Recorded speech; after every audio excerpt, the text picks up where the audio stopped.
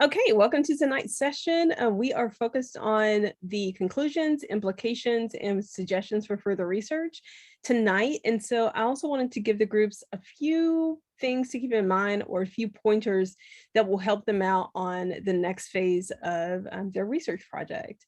So I did receive a few one email about where they can find the sample paper. It's actually located at the top of your paper in a box in a highlighted section. If y'all have any questions about how to get to it, please let me know, and I can do a screenshot of your paper to send it to you. But one thing that I did not include in my results section was the most engaging back to school messages for my paper posted by the 4 federal public health agencies. And so I realized that I didn't do this because when I got down to my research questions, I was like, okay, I don't have this information. So it was quick to add this in, and I'll show you how I did this. So I talk about the 4 federal public health agencies, and I highlighted in another table, y'all. I know it's another table, this is table 9, but the top tweets from each account. So that basically means like the top tweets from each, from Health and Human Services, top tweets from the CDC, the 2 top tweets, and the top tweets from GovCan Health or Canadian Health, and then the top tweets from CDC of BC. Also with that, what I did, I put in the amount of comments, retweets, and likes, so I can say like with confidence when I present this in the paper, these are the things that people really reacted to as for comments or retweets and likes, and to give people like some aspirant information of like tweets that they might want to emulate or might want to not copy and paste, but might want to recreate. Okay, so this is how I did that. So if you go to your paper, like I'm on Health and Human Services right now, if you go to the comments column, and you need to make sure you revert this back after we get finished, after you get finished with the section, but just go to the comments column, go to sort sheet by Z through A, and it will sort it by the top tweet with the tweets with the most comments, the tweets with the most retweets and the tweets with the most likes. So with that, you also need to repeat that on your second column. Just go to the little down arrow, go to Z through A, and then it sorts it. The thing that it's taking out is the column that has the totals at the bottom, because that, is an auto calculate. So these are the real tweets. So when I talk about the top 2 tweets, I basically took this tweet and this tweet, and then I put in the amount of comments, retweets, and likes. And y'all, like seriously, that table only took like 5 minutes to recreate. What questions do you have for me about the table or the spreadsheet? Well, I have a question. I mean, so for the totals that I did, because I was working on it before, I had asked you to put up the link for the video because I know you had issues with that last week. So my question is, I kind of did it all like kind of more manually. I put in, equal sum and then put in the range. Is that going to affect me doing what you just did? It should not. And if it does, then we'll just revert it back. And the easiest way to revert it, y'all, just in case, but go to the undo arrow on the upper left-hand corner of your screen. And so that will undo what you just did. And then what about like because some of the totals I ended up just because it was easier, I put some of the totals in manually. Would that change anything? It should not, because remember at the very top, when I sorted it, so I went to columns or not columns, comments, and I did Z through A, so that total column like disappeared. Got it. But just make sure, so the top column shouldn't have a tweet in it. Okay. In this document, you have your totals at the top? No, so when I sorted it sorted Z through A, so the larger amount to the smaller amount. So basically, when I went to comments, I clicked that arrow, Z through A, and you'll see like 1508, and then it will disappear. I got it. I understand. Because that's my total column. Right. So are we doing this just for comments or? Just for comments, because one thing that we've seen is usually the tweets that get the most comments are also going to get the most retweets and likes as well. Okay.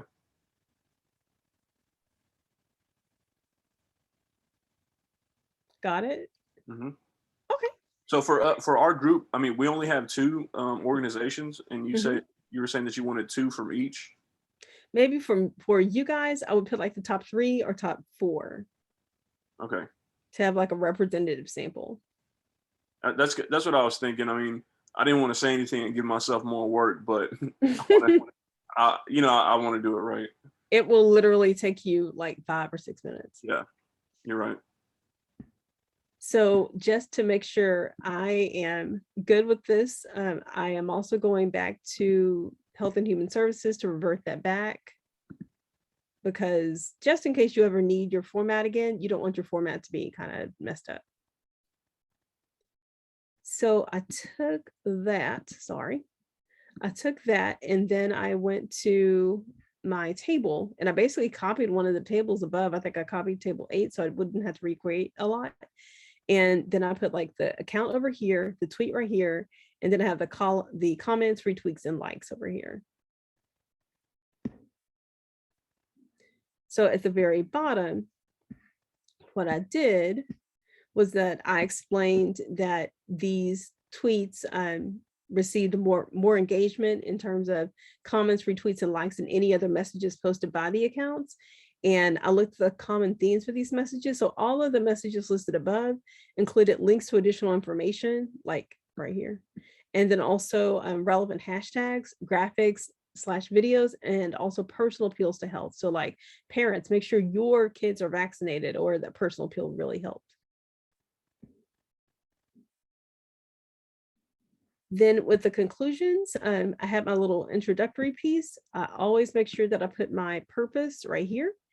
And then I did the introduction for this research study resulted in conclusions for research questions 1, 2, and 3. I need to make that plural. Okay, so for research question 1, I stated what it was, which is which types of health messages shared by the 2 national public health agencies during the pandemic are most engaging for social media followers. So that was the first thing that triggered me, like, hey, I need to make sure that I have a table focused on engagement if I have a question on engagement. And so because of that, I basically took the information from this section, like what was in most of the tweets, like the top 8 tweets, and I came down here and I basically just pasted that information there, because that's what we found from the top 8 most engaging messages across the board. So for the second one, it says the 4 public health agencies posted various types of messages during the back to school time period. And I did restate question 1, which was what are similar types of messages shared by the national public health agencies during the pandemic? So the way that I answered this one was that I scrolled back up, and if you get seasick easily, please close your eyes. But I actually went to table 6 and I looked at like columns that had something for each account. So like something from Health and Human Services, something from CDC Gov, something from GovCan Health, and then also something from CDC of BC. So obviously every account did not include videos, but every account did include mask and pictures, which is interesting. And if I keep going up, let's see, here's an example of another one. So every account did include links, and that's about it. But what I did is I looked across the board to see which accounts used the strategies the most. So say this one is hashtags or other hashtags. This one is back to school content. And I included that for my answer for question 2. And then I'll show you while we're on this table, like the Delta variant. A lot of accounts didn't necessarily cover the Delta variant, but what I did was that I put that in my answer to question 3, which was what unique types of content that did the accounts focus on. So I'm going back down to conclusions. Okay, so for question 2, it was things that all of the public health agencies used were usage of videos, mask and pictures and videos or videos, the usage of the COVID-19 hashtag, incorporation of back to school content, and then hyperlinks to additional information. But for question 3, what were unique types of messages? And so this got pretty interesting looking at the US versus Canada. Not that I'm trying to put countries against each other, but that's what's happening tonight.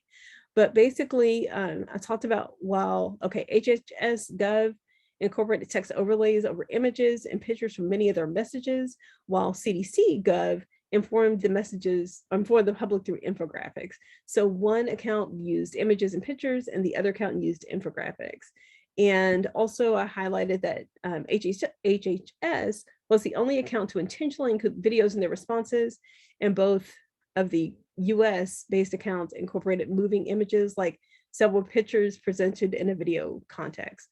Last but not least, I was kind of snarky about this one, but I did include that the Canadian-based Federal Public Health Agency, CDC of BC, focused on consistency as they incorporated the same image in multiple tweets. So I was like, yeah, it could be perceived as lazy, but we're going to perceive it to be consistent.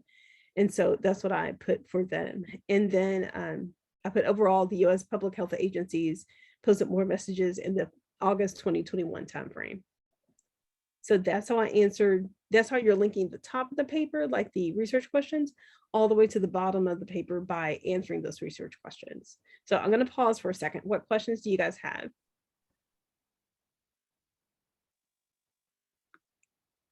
I know my group could really use the way that you use the word consistency. I was trying to be nice. We have to use consistently, not posting frequently enough. Yeah. Consistently being infrequent. Yeah. And then with the implications, that's like basically your so what factor of your paper. So you did all of this information, you did all of this research analysis, which most of you guys have beautiful data analysis spreadsheets, but here are the implications. So as you did your paper, you didn't know it, but you became experts. So this implication section is basically your, like, what you think things should look like, or what you think these accounts should do moving forward. So like for me, I put that the Canadian Federal Public Health Agencies should consider posting more content more frequently with a more engaging approach. And then also that both countries should consider incorporating more referrals to other governmental information and links to additional information in their messages. And also like the co-branding, like the CDC often relied on the other federal health agency to give it information and vice versa. So they were like co-branding a lot. And I think that other countries and even the Canadian Federal Public Health Agency could benefit from that. And then the suggestions for further research basically means that things that you did not have time to do, but you think are good ideas. So I basically said like the additional researchers or additional research studies should consider incorporating a longer time period in their analysis. So maybe comparing the 2020 back to school time period with the 2021 back to school time period, and then also approaches incorporating other social media technologies like Instagram, YouTube, Facebook could be utilized in or should be utilized in further studies. And that's it. Seems pretty straightforward. Yes, sir.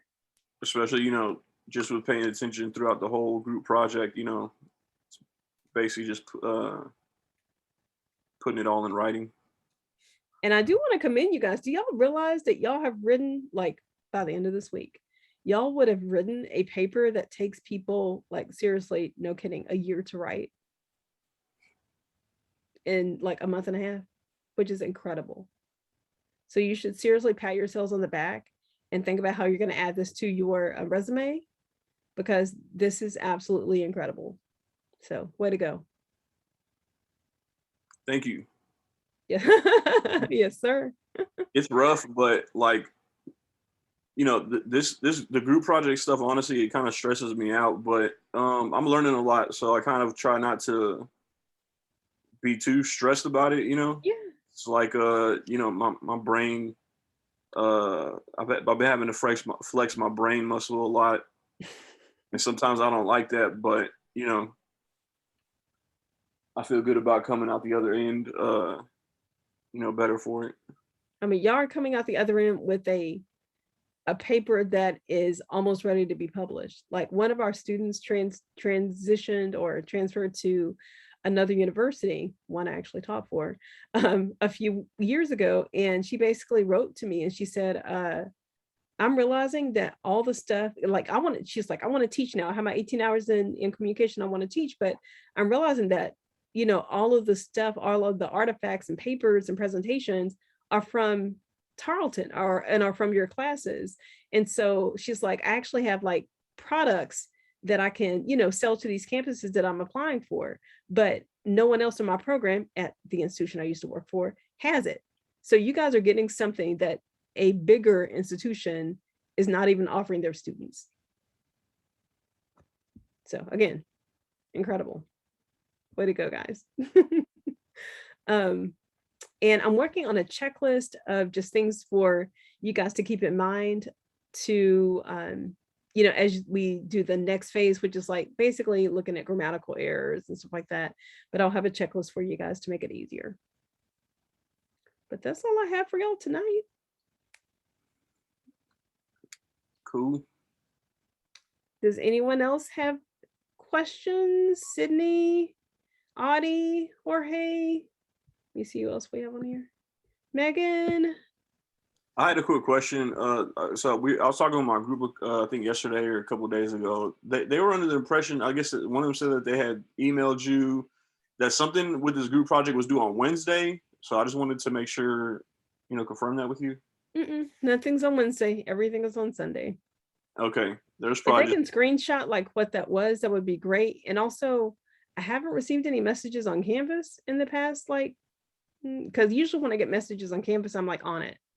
right. Even if it's during church, y'all, I'm on it.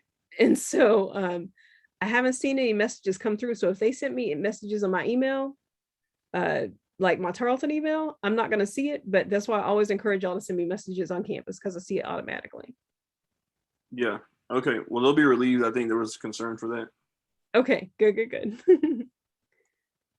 And Julia, I didn't name you by name, but do you have any questions? Not that I can think of right off the top of my head. I might have some pop in later and I'll email them to you or canvas them to you. Yay! Thank you. All right, y'all.